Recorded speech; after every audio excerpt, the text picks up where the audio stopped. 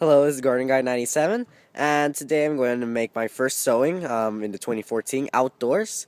The plant that I'm going to be sowing today, well, first of all, there's two actually. Over here are peas. I'm going to sow approximately 8 plants of peas today, and also I'm going to sow some garlic. So first of all, the peas.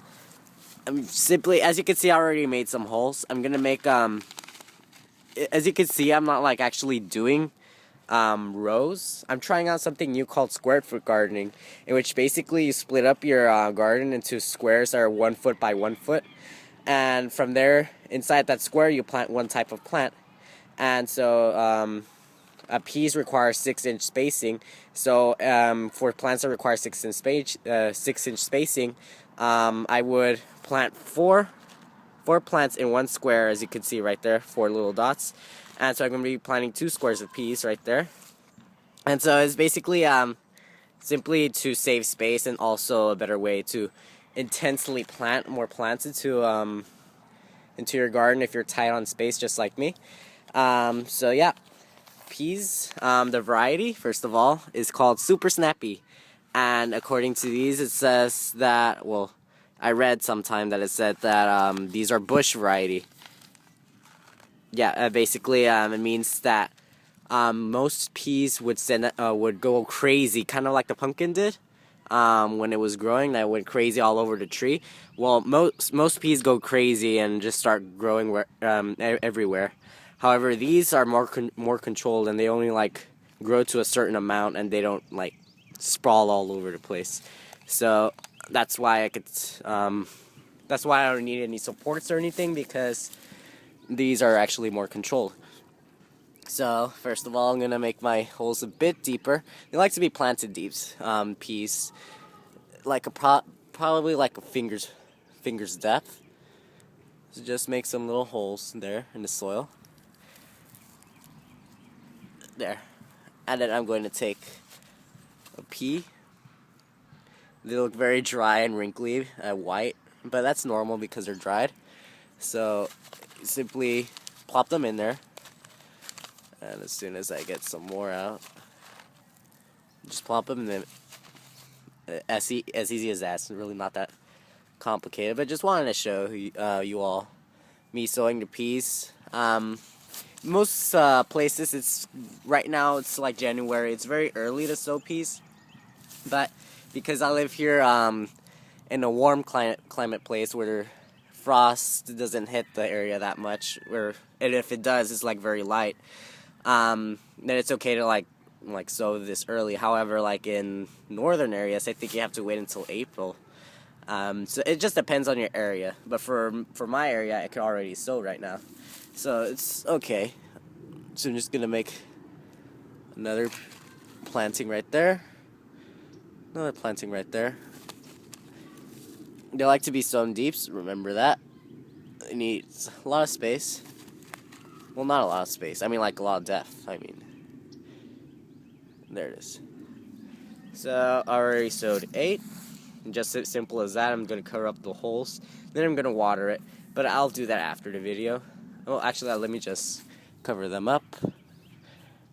And then I'll water them. And then I'll check in after a week to see if they started like coming out of the ground. And then when they do, I am going to simply water them, and then after that, I'll just see how it goes. So yeah, that's peas for right now. And so over here, I'm gonna plant some garlic. Now, first of all, garlic. Usually the best time to plant it is during fall. However, because, it's spring and I'm like starting a new area, I want to try out garlic. So even if you didn't start out your garlic in fall, you could do it in the spring, especially northern areas. It's okay to do it in spring. I think it's actually the most preferred method, because during winter, there's a lot of snow and garlic could die.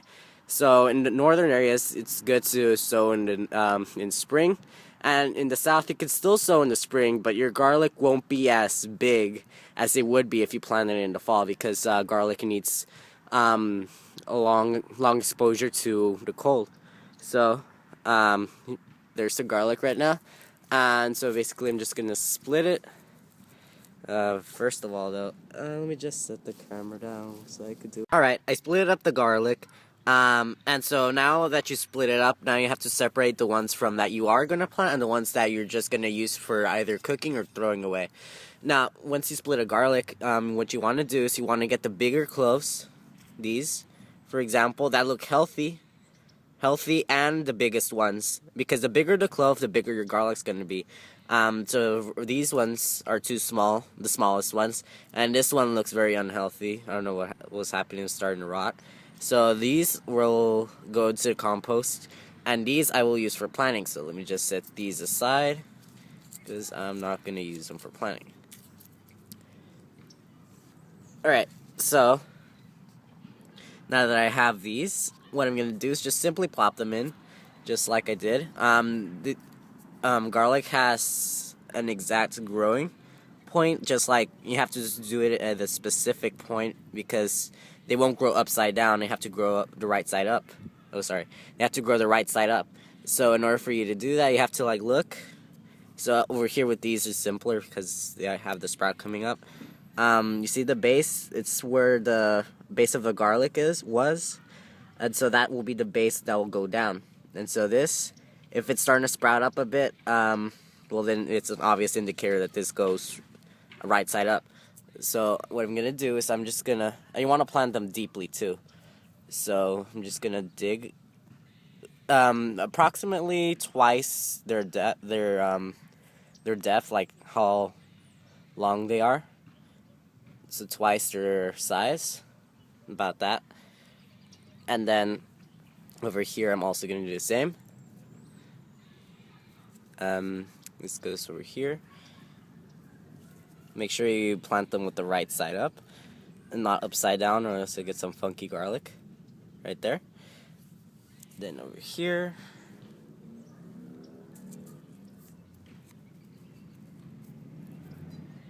now notice, first of all, if you notice, I didn't plant the garlic, so the garlic's over here and the peas are over there, right there.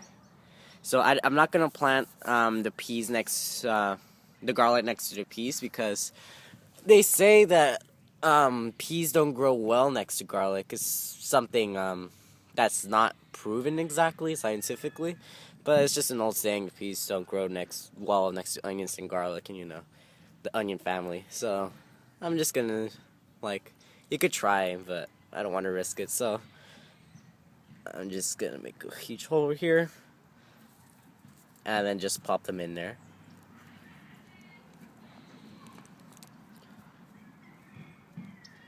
There. Let's see if I can make them deeper. Around there. Okay.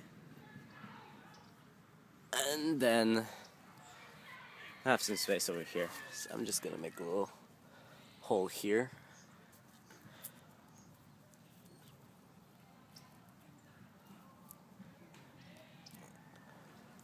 Wait, let me just do it a bit deeper.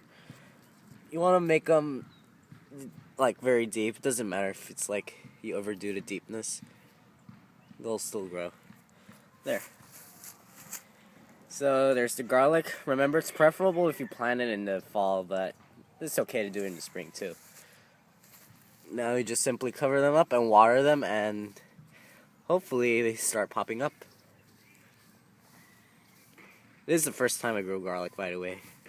So if it doesn't grow, then I'll learn from experience of what not to do next time. Okay, so there's the garlic, peas, and oh, by the way, I forgot to mention, this is my new raised bed, actually. I wanted to locate a new raised bed, first of all, because the one that I was using originally was shaded out. I noticed it was shaded out like completely with the winter sun, because the winter sun didn't reach over there. So what I did was I placed it here in the site where it gets both winter and summer sun. So yeah, so this is the new raised bed, and this is where I'm going to be planting plants from now on, instead of over there. Over there I'll be planting some asparagus and some other plants that like need a break from the heat. but here are going to be basically the main plants of the garden. So yeah, and one more thing I have to show you. Remember the onions? Well, I have them here. You might be wondering, well, why do I have them here outside? Like, why aren't they inside? Well, two reasons. First of all, I already ran out of space in the grow room, so now I just basically just brought them over here. And also, already want to transplant them. However, I can't just like place them in here directly, even though I can already in theory. However, because first of all, they were grown indoors, so they're not used to the outdoor conditions, and so like they're still babies basically. So you don't want to send out your baby to the cruel world for them to die, like no. So what you have to do is you have to it's a process called hardening off.